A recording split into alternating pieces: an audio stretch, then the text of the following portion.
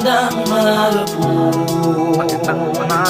Magandang umaga sa'yo, sa'kin, sa kanya, sa kanila, sa inyo, wag niyang itimig. Yeah, kaligabangon na mula sa pagkakahimbing sa kahapon. Gumising sa kasalukuyan at dali ng mga pabaon. Naaral sa mga bangungot, iwanan ng mga sakit. Simula ng managinip ng hindi nakapikit. Tara, sa unang pagdilat ng ating mga matay, magdasal ka agad sa may kapal. Magpasalamat sa iyong pagkahimbing, nagising ka pa, ialmusal ang kanya pagmamahal.